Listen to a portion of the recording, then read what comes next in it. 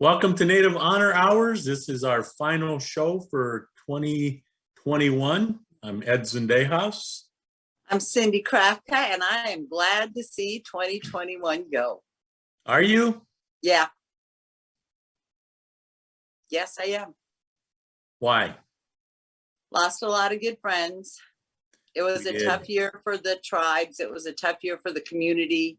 It was a tough year for a lot of people in a lot of ways. Financial insecurity. It was just a tough year. I'm ready for a good one. I don't know if it was as tough as 2020, but it was tough. 2021. It was. Yeah, we lost some good friends. We lost pillars. Yep. Of our community. So we're sorry for that. However, 2022 hopefully will bring in a little bit more optimism. We can only hope that it gets better, and I'm sure it will.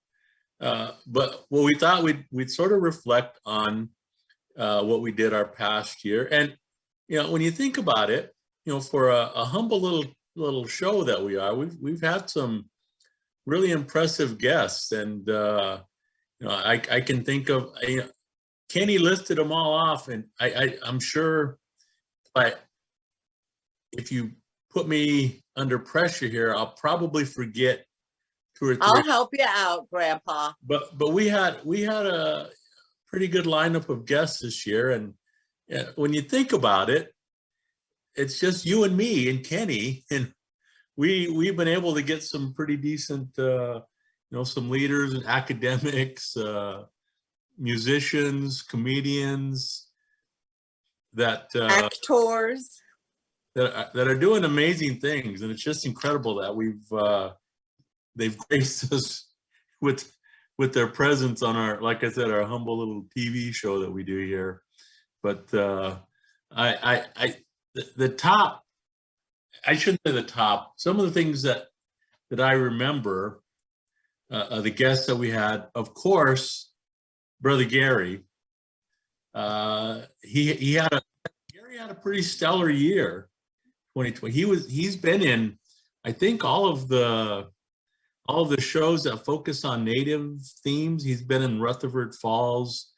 He's been in. Was he in Rutherford Falls? I think he was in an episode or two, and he has as we know, he has a TV show on Sci-Fi Network, Resident Alien, that he's on about half of the time. He was on, I think, five of the 11 or 12 episodes of He's the father to one of the main characters, which season 2 premieres January 24th on FX. It's also on, if you have Hulu, it's on Hulu FX. But he had to, and that's, if you haven't seen that show, you explain the premise and you think, I don't want to do it. It's really a funny show. It's got sarcastic humor, and the characters are all they're crazy. They're crazy, and but it works. It's I was when he first told me about the show, I'm thinking I'm not really into alien kind of stuff, but it works. And Gary has a fairly prominent role in that, so we encourage you, when it comes around again in January, by the time this airs, if you give it a look, it's a fun show. But he also was in probably arguably one of the more impressive TV shows that depicts Native contemporary life. I think they were selected for potential Golden Globes, or the buzz is that they're going to get Golden Globes. But it's picked up a lot of traction, and Gary, as we know, has probably one of the more iconic scenes. Brave. He has one of the bravest roles of any actor I know. I can't imagine. In all of television. Well, Ed, here's your chance. It could be you. You could be Brownie number 2. New Year's. Yeah. No way. Nope. Nope. No. But Gary's been on our show. I mean, he's one of our friends. So we're grateful that Brother Gary had a good year, and we wish him the best moving forward. I think we've been working with him for over 10 years. With him? Mm-hmm. For him. Maybe everybody works for Gary. Yeah. But we wish nothing but the best for Brother. All the success that he's had in this past year, he deserves it. Well, and you know what's amazing about this past year? I guess one good thing, there has definitely been an emergence of sorts of natives in the arts that were going mainstream. Res Dogs was a highly, highly popular show. And it was very Indian themed. It was the Res, it was the stories. The one about Deer Woman, I had a hard time sleeping, remembering thinking about the Deer Woman. It's amazing that the resurgence that's coming out. And they're going to have the Murders of the Osage Nation on. Killers of the Flower Moon is going to be a major movie. On Yellowstone, Gil Bingham's one of the major characters. Birmingham. I haven't watched that show, but Moses Brings plenty's on it. Our very own Moses. It's Kevin Costner. I don't love him. But back to Reservation Dogs, they brought Indian Health Services onto the TV front. Now, who else would cover that type of situation? And of course, it's funny because it's true. Of course, I like to point to the finale, which really was an emergency. A brave moment for Gary. It really was. But it was an emergency management show. Yes, it was. It had to deal with an emergency, a weather emergency, and it had to deal with how do you there was a warning system. The police, Officer Big goes and there's a shelter. You go for shelter, and then you had a cultural remedy for it. You had Brother Gary with his axe. So are we going to start teaching that in tribal management classes? Yeah, I think that is the last step. I think we can do a case study of that finale, and how. Well, you knew when he was driving around looking for an axe, something was going to happen. I never imagined the ending, but you knew something was going to happen. And I'm sure if you haven't seen Res Dogs by now, you really, really, really need to watch it. But Gary was full-blown naked. Had a couple of pixels that were blurred, but just a couple. I don't know if there was an adequate coverage of pixeling there, but Gary, he's brave. He really is. He's brave to do it. He said that they asked him if he would do nudity. It was in his contract, he said. No, who signs a contract thinking, it's a sitcom, I won't have to get naked. It was on FX, so it's different. The rules are different for different things. Of course, I didn't even believe it when I was seeing it. What other guests that stood out and that come to mind real quick? Well, the show I missed with the comedian, your buddy, that was a great one. Oh, Don Burnstick. He's a funny guy. He's that guy on every reservation has a couple of those funny guys. He's your uncle, everybody's uncle. That has a witty comeback for everything you say, and could make any situation funny. And when you talk to him, he didn't start off wanting to be a comedian. It was sort of a last minute thing, and he got up there and he just started telling stories about whatever happens at the tribal building that day. So, but he was Don Burns, and thing about him, right after that, we had him on, and it was right during the pandemic, and he was at the lock-in. He's lost 75 pounds since then. Wow. You look at his before. If you show a picture of when he was on our show compared to now, he's too different. He's half of what he was. 75. I wonder if he did it healthy. Well, he said, I've been following him on Facebook, and he got rid of, just the junk food, the sugar, for breakfast, has a piece of toast and some fruit, a couple coffees. He doesn't eat, what we usually eat. He just narrow vegetables, fruits, all that stuff that, we know it's not anything, that you have to buy or purchase. It's just smart. And most of us know that. And most of us like, nah, I want a cookie.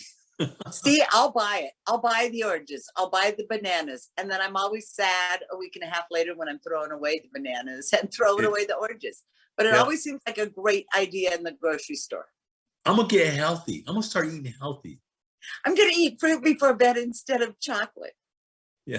That's me. But yeah, then you go to the Costco bakery aisle, you're throwing on them cinnamon rolls. And well, it's been a tough year, man. If chocolate makes me happy, I'm hanging in with chocolate. Yeah, if that's what's going to keep you going, your motivation, then knock yourself out. You have my blessing. Go ahead. Well, we also had an Olympian on. Having said that, I have to give a shout out to Cindy. She makes some of the best baked goods. You'd be surprised. I wasn't surprised, but her cookies and her little, she's top notch. I think, maybe you ought to start, how those famous Amos cookies, and people start out, maybe that's something you need to consider. Is it time to bring back lard? Especially the commodity kind that was stiff and had a life of its own. It was those boxes, packages, but like it was a blue box. I think it was iceberg. Man. Iceberg lard. Mm-hmm. How do you get iceberg lard? To this day, a lot of the old time fry bread bakers will only fry their fry bread in lard. Well, that's why fry bread's so bad for us, but we eat it anyway. And my cookies. One of those things we know we shouldn't eat, but we will anyway, just because, that's what we're raised with. I can't believe you're surprised. I'm good at literally everything I do. No, not everything. And we had an Olympian. Yeah, she was amazing. 10 Olympic medals. It was incredible. And she's from Nebraska, here in Nebraska City, Nebraska. And she lives in Iowa though, right? No, down in Nebraska City. That's right. She was so uplifting. She made me feel horrible. I can't go walk. It's not very nice out. And then I listened to her and I thought, oh, shame. It was shame, Ed. Well, I think she'd tell you just have to do what's best for you and try whatever you can. But somebody needs to write a book, a children's story. There's these books on Dr. Suzanne LaFleche. Yeah. That is it's pretty popular now, which my son, by the way, did the cover for that magazine on her. But I've often thought we should have a series of current Native Americans, the astronaut, Deb Holland, current Native Americans who are doing things today. Our kids tend to see only us in the past, 200 years ago. They need to see that Indians today are doing good things. Who's one of the more impressive young, you talked about an astronaut, but I think she was in Omaha for a while. Her name was Jessica. Her mother was taught at Creighton. Anyway, she's got a cousin who is, we talked about her. She's a jet fighter pilot. Yes. I think her name is Annalise. She got married. I think it's Pompeii. But she's a jet fighter pilot. Well, and can you imagine having those books in grade schools all over the reservations, in grade schools here? So Native kids could have somebody to look up to besides Sitting Bull and Red Cloud and all the people that we teach them about. And it is important to learn our history. I agree 100%. If you don't learn your history, you're destined to repeat it. But I think we need to show these kids people today that are doing things, college professors, you know, there needs to be a way to get that out.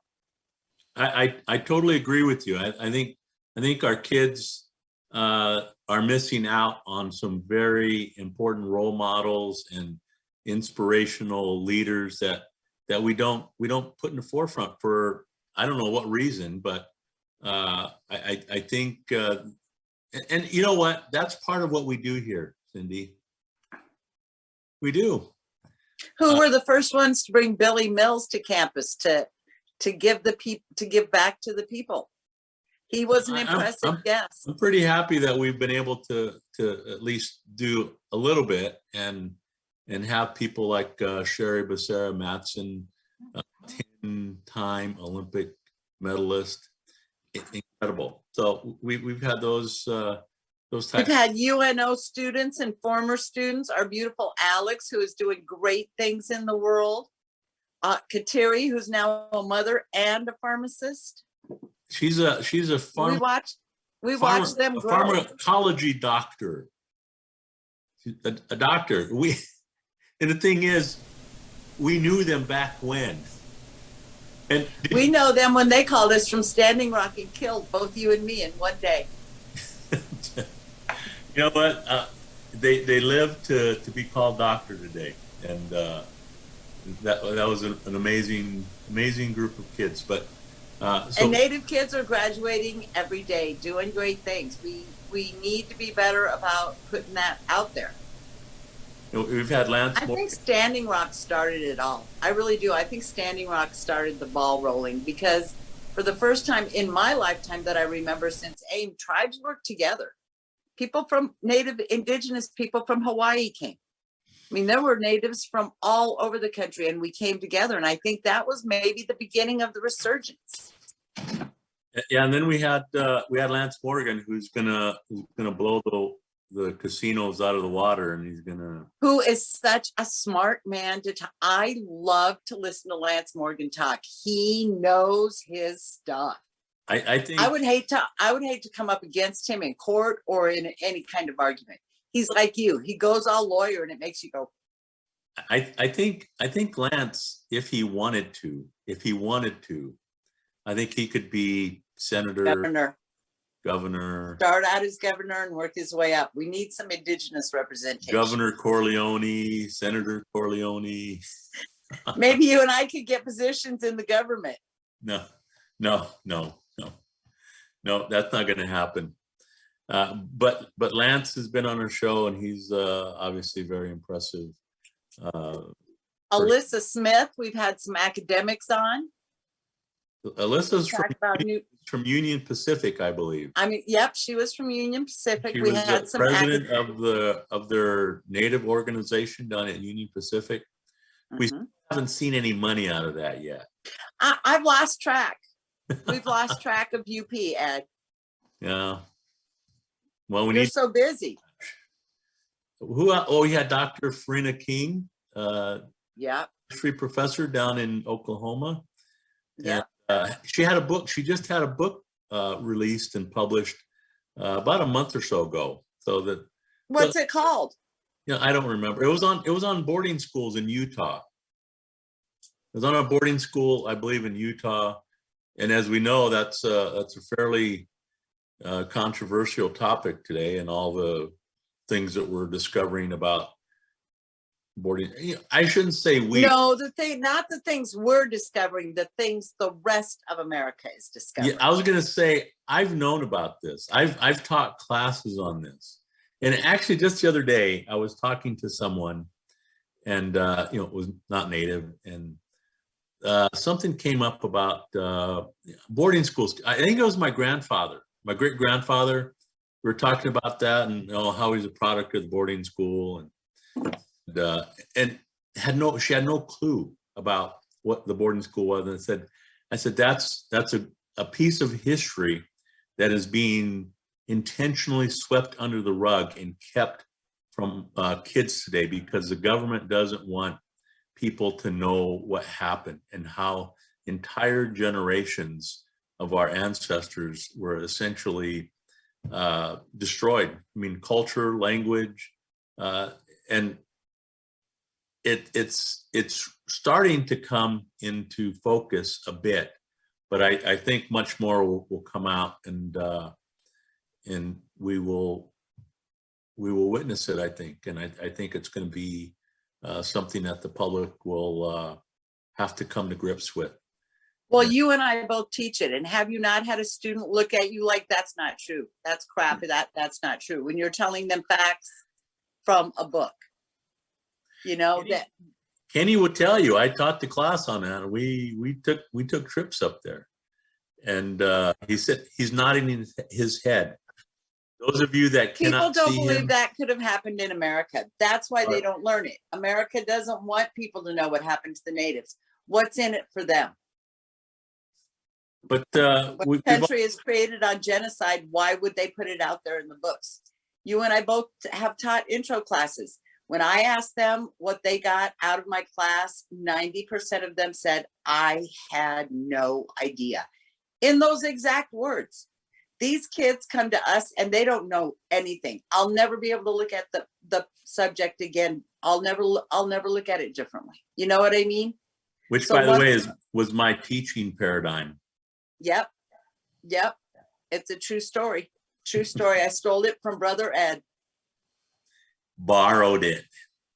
Stole. Blatantly stole. What's it called when you steal from an academic? Not plagiarism. I took your intellectual property. You did.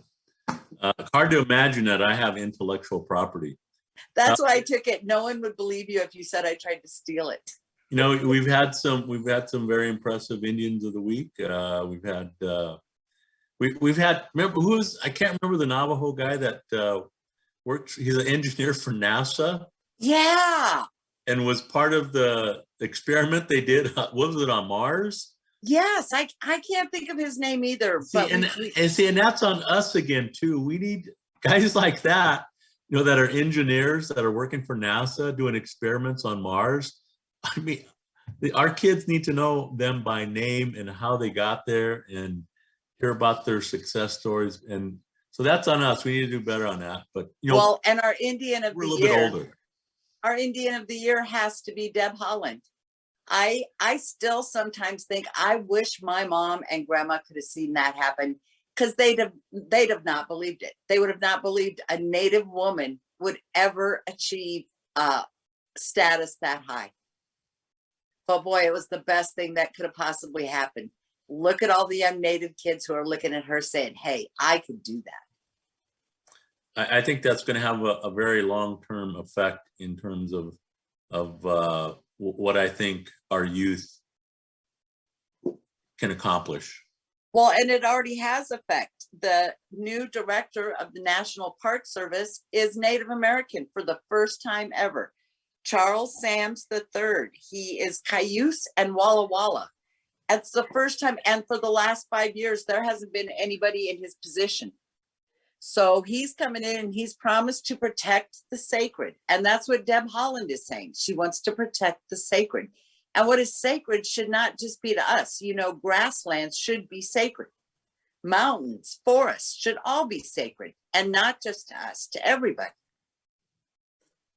Yeah, and of course, you know, we've had, there was, you know, this is on me again. There was another Native woman that made it to the federal district court bench. Yes, we talked about her. Yeah, so we surely did. We sang her. We try. We try and sing praises when praises are due. But I'll also cut you if I got it. Yeah, and also having talked about that, we didn't talk about my daughter. My youngest Please daughter. Tell that story. She is my Indian of the week.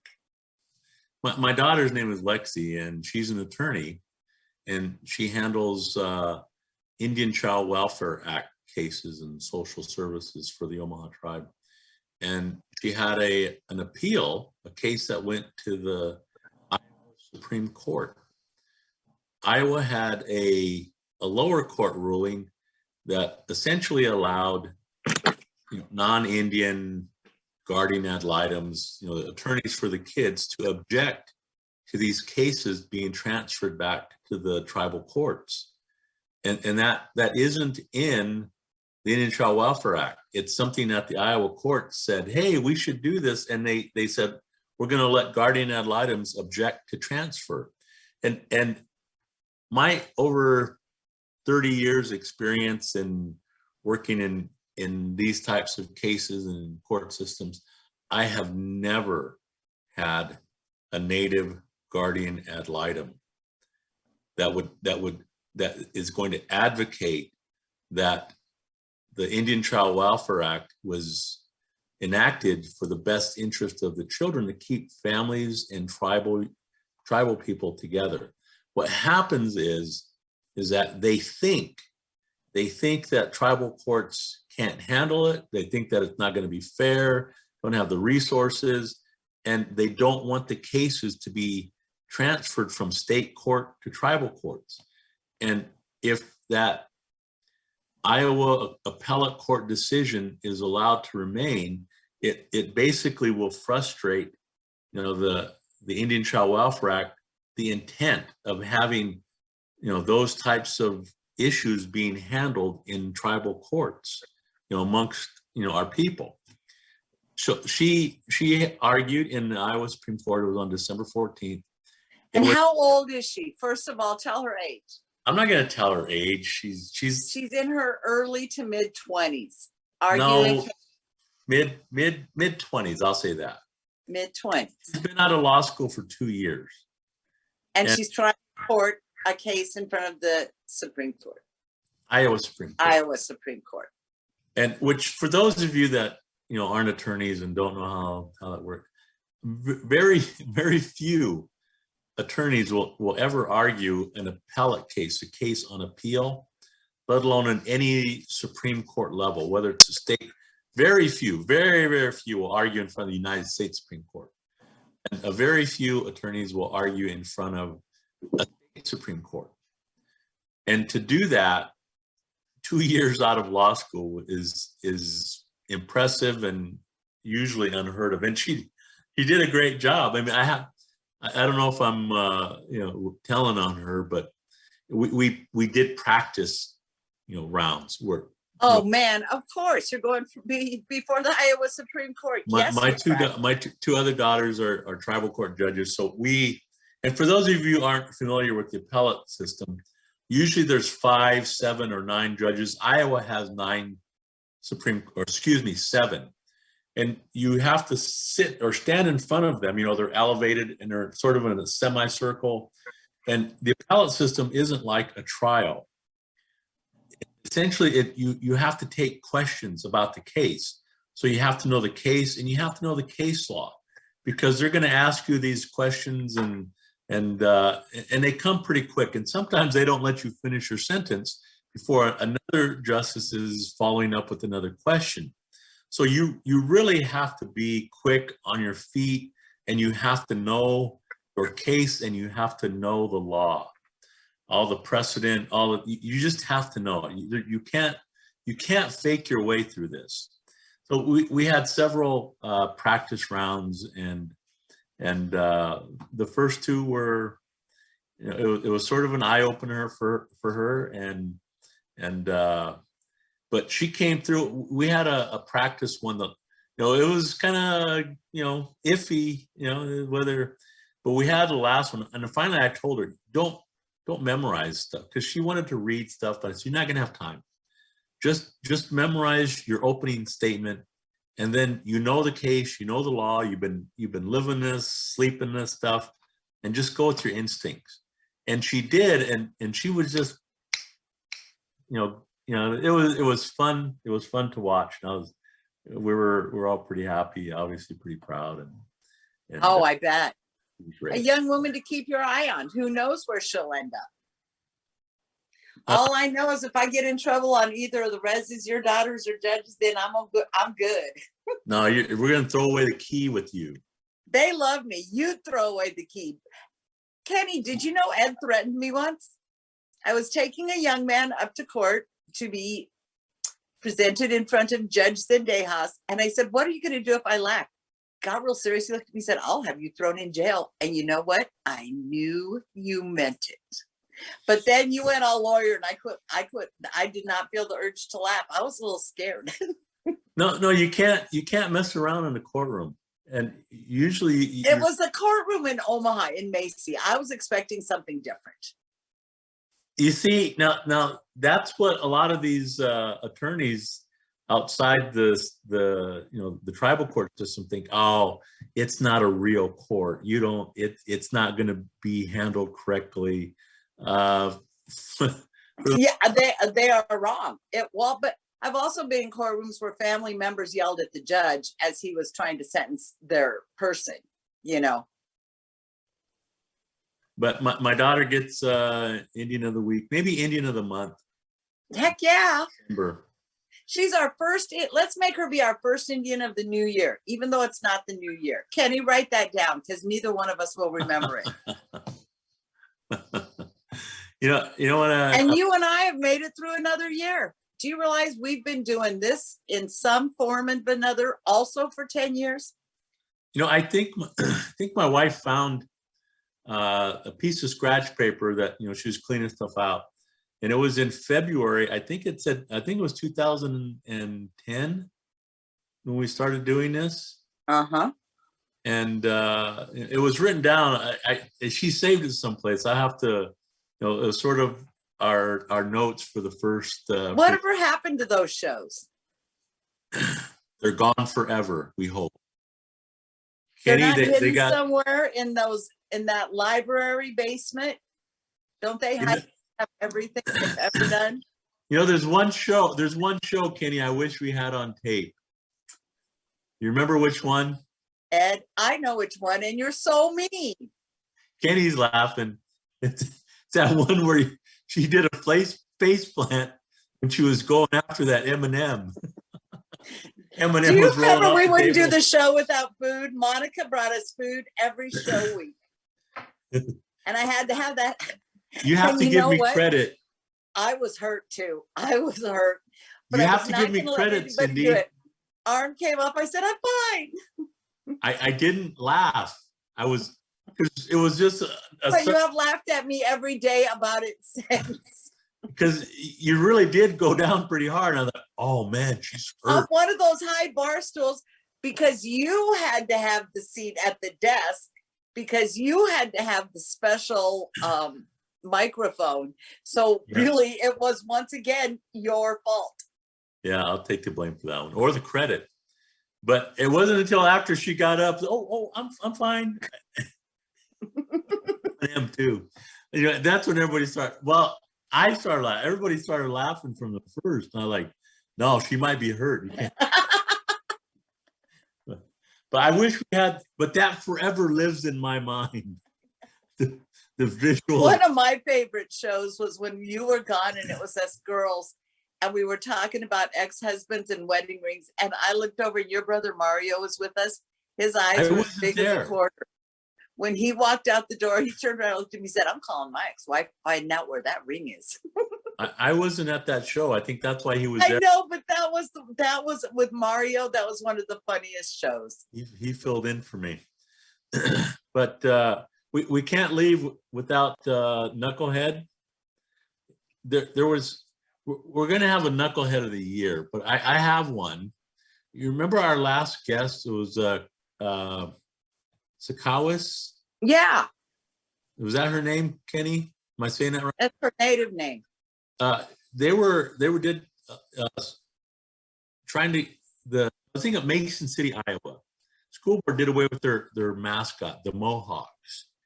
And there was a group that wanted to make them change their mind and bring it back. So they had they organized, they're going to show up. And apparently there's this group called NAGA, Native American Great Plains Guardians or something like that. So it's Guardians of the Plains or something. What is it, Kenny? But they're supposed to be. I think they call themselves natives that think it's an honor for schools to have mascots and us to go. Not back. The girl we had on, the opposing group. Yeah, she was. Yeah, Yeah, NHH. he was in the opposing group. Yeah, and they had the meeting, and the school board, to their credit, said, no, we're done with it. And the thing I liked about it, the school board, so the members were saying, look, because people were threatening, no, we're going to vote you out of office. And a couple of them were quoted as saying, if that happens, I'll be able to sleep at night. If you vote us out because of this issue, getting rid of, then, they could sleep at night because they know that they did the right thing. And that was great for me to hear that, because, sometimes politics drives, a lot of goofy decisions. Well, and to be honest with you, it's hatred. I've seen some of those school board meetings on TV. What is wrong with people? I don't understand why people are so angry and so filled with hate just because you don't want to use an Indian mascot. We're not trying to take away your great white way of life. We're just saying that in this one instance at this one school, we're taking it away. But Naga, is that right, Kenny? Naga heads. Naga heads of the week, maybe the month. And for how much time we have left, Kenny? You gonna start flipping the finger off at us? Oh, we're doing extended show this week. I'm bored with Ed already, though, Kenny. I can only take him for about 30 minutes at a shot. That's why I asked you. I'm tired of this already. But Ed wants to go eat. It's 4:30. It is getting that time. But we our knucklehead of the year. Didn't we name our knucklehead after this? Christy Nolan. He gets the Dan Schneider Knucklehead of the Year award. Dan Snyder's going to get some other. Ooh, Dan's in a little trouble. He's giving more than knucklehead. But you know what? If nothing else, we have learned phone calls and emails and postings on Facebook do not go away. How many times have we said that to kids? I am always cautioning them, be careful, that's not going to go away. That's not going to go away. And guess what? It doesn't. But Christy Nome, you want to list off some of her accomplishments this past? I get so mad when I even think about her that my mind starts whirling and it's just a big ball of red anger. What has she done? I mean, literally. All she has done is chase Trump around and try and make a social media platform for her against gun advocacy, against COVID, against basically everything. So far, her big career move has been having Donald Trump at the Mount Rushmore for 4th of July. That's who she is. Well, for me, it was the advocacy to eliminate critical race theory, which also at one point she was banned from the Pine Ridge Reservation, physically banned. Which really is a way of saying we want to cover up the sins of our past history. We don't want it taught. We don't want our kids to learn about what really happened, because that would make us look bad. Well, also, there's a lot of Indians in South Dakota. You empower the Indians, she knows she'll be in trouble. And when she's up for re-election, my guess is there's going to be the highest voting rates from Indian country that there's ever been in South Dakota. Indians hate her, and for very good reason. Well, what happened to the COVID funds in South Dakota is a question most natives were asking. How about her getting caught forcing someone to hire her daughter and nothing happening about it? She's just going to have to get elected out, like Sarah Palin, disappear onto her ranch. And you know what I'm tired of? I'm tired of seeing all these politicians posing with dead animals. We get it. You like guns. You don't need to pose with dead animals for America to see who you are. We see who you are. And that's it. That was my rant. I told you something about Christy Nome. I better never see her face to face or you're going to be getting me out of jail. Actually, I think I would get like you, real calm, real serious, and we would discuss the facts as they are. Well, you know, I think she'll probably run for reelection. But I think she has her eyes on the White House, or at least you know, some kind of a So did Sarah Palin, and whatever happened to her? Well, I don't know. I just think she has. I don't think it's just the surprise to anyone that she has, you know, thoughts on aspirations for higher office or a national presence. And I think she's doing her best to, you know, keep the base happy, and that's what she's been doing. And that's Well, and what makes me so mad about her, she doesn't even know what critical race theory is. None of these people even know what critical race theory is. As part of my understanding, because before I spouted off, I looked things up. Critical race theory is only taught in law school. well, there are components of it, and like I said before in previous shows, I can be accused of teaching that. And the reason why I've been going to putting my sources up on the big screen, because if someone says, what are you teaching in your classroom? It's coming from, I put the Declaration of Independence, I put the Constitution, I put Supreme Court cases, you know, the words that come directly from the Supreme Court justices. I let my students know that this isn't me making this stuff up or saying these words and, you know, having these thoughts about, you know, Indians as savages and well, I'm fine. If you want to come at me, but they're going to have to come through 2 or 3 of my lawyers. They're going to have to come through the ACLU. If they want to start coming at college professors, my guess is they're going to have a lot more trouble than they possibly thought. well, because most of us are a little crazy. If you recall, and we'll fight back. If you recall, Nebraska had made that attempt. Other states are passing legislation essentially banning it. They don't know what they're doing, but Nebraska, here, state we're in, one of the Board of Regents put up a resolution. Jim Pillen. And who is running for governor here in Nebraska? A former football player who may or may not have been hit one too many times in the head. Do you know who that person did? Yes, I know who he is. I know who he was. Played for your dad? Mm-hmm. Played for the Huskers.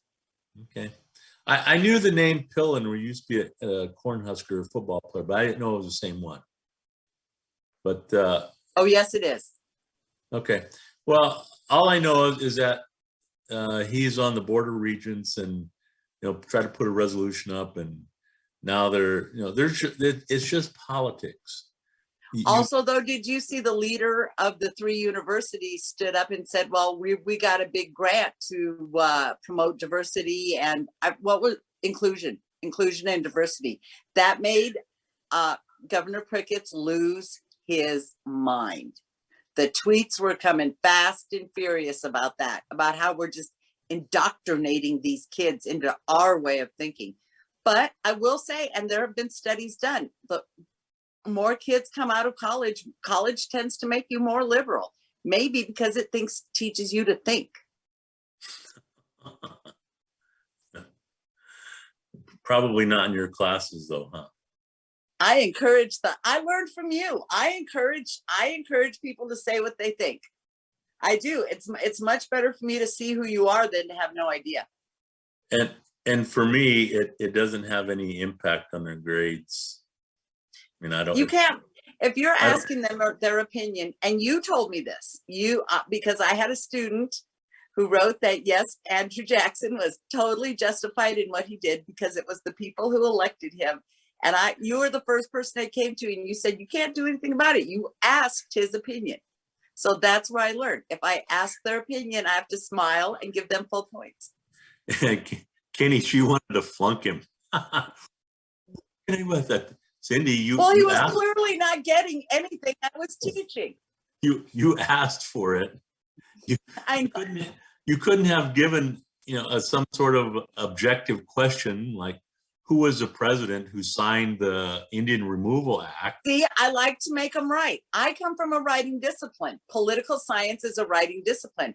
So a lot of my questions are, do you think Wounded Knee, the later Wounded Knee, I'll ask, do you think Wounded Knee was successful? Why or why not? And most of them say, you know, it was in some ways and it wasn't. So I have to give full points because I do make them right. But I email back and I say, you know, you got full points, congratulations, but this is a class about Native Americans. I would like you to look at it through a different lens point. And that's but how I kept my eye on him for the rest of the time.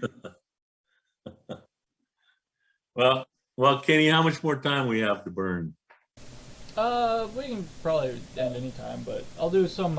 So next year, let's. I'd like Deb Holland on the show. Kenny, get to work. Oh yeah. Or Sharice Davis. I would love her on the show too.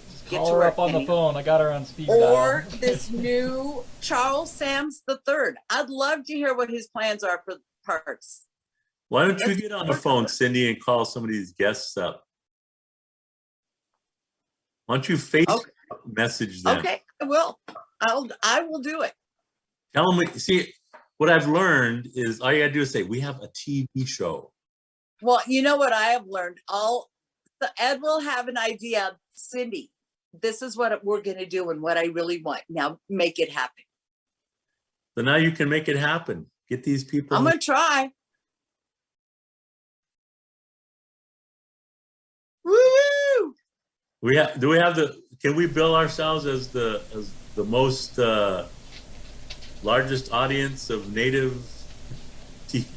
No, we can't. I don't know who else is out there, but I did want to do a shout out for our top episodes this year. Okay. You know, take a guess. Number 1. Don Burnstick. Yep, you got it. Number 2. I don't think you're gonna get this one. It was actually our COVID special. Oh. With Kateri? With Kateri, yeah, that was our number 2 show. She is a social influencer. That's what. Yeah, I think it's good to get the knowledge out there. Yeah. So we can pat ourselves on the back for that. Number 3 was Gary Farmer, and number 4 was Lance Morgan. And in total, 2 of those shows I wasn't there for. Should I take it personally? In total, how many views do you think we got this year? 321. We got 3,680. Whoa! Right, Ed, you are an influencer. No, that's. You know what though? In order to do even better, you and I are going to have to start fighting a little more. People seem to like that. People seem to like that. Well, we're not in the same studio anymore, so you can't. Which, you know, believe it or not, I am looking forward to. You're not a threat to me anymore. Oh, you can't hit me. Make no mistake. I have a car. I know where you live. I'm a little bit scared of Monica, but if I can talk her into it, you got to have some insurance money. We'll grieve for you in Italy. I'd just throw some M&Ms on the table, huh, Kenny? Oh, that hurt. You got me. You win. You got me. Last few things I looked up was for the 6th native to be appointed to the federal branch was Lauren King from the Muskogee Nation. Muskogee? Muskogee Creek, right? I believe so. Aaron Yazzie was the guy who did the NASA Mars robot. There you go. From Dene. And Farina King. That must be a name. Yazzie and Benet. What? Oh, Dene's tribe. Yeah, Begay. Nez, Begay, Yazzie, Denali. Those are like Smith, Jones, Johnson. Yep. Smith, Jones, Johnson. And then for Farina King, is her book called Returning Home? Is that the one? You know? Yeah, I think that's it. About Returning Home. Kenny, will you find a way to pop that on our FB page? Yeah, I'll type that in. FB, Ed. FB. So we had more than 28 how to do anything on year, huh, Facebook but reply and like. I think that's the total of his knowledge. Yeah, more than 28 views. Wow. That's impressive for us.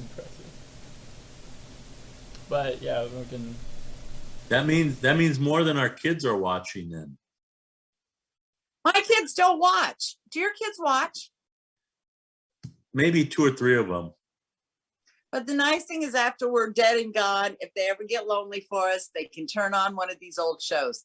Unless Kenny controls them and is going to charge.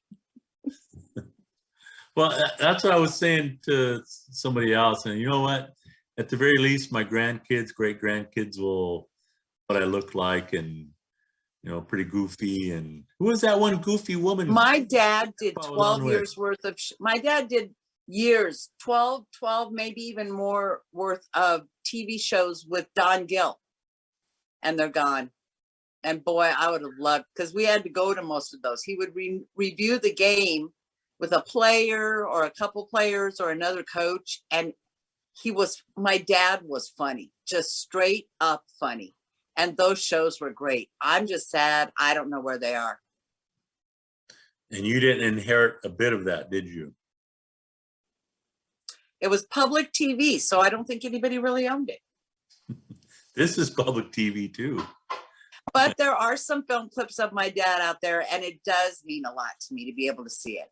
Oh, that's good. Well, Kenny, are we done? All right. Have a safe. Are we coming weekend. back next week? Okay. Kenny said we need to take a break. Well, we'll see you. We'll see you sometime. We'll see you sometime in 2022. And until Happy New Year, everybody. We'll see ya.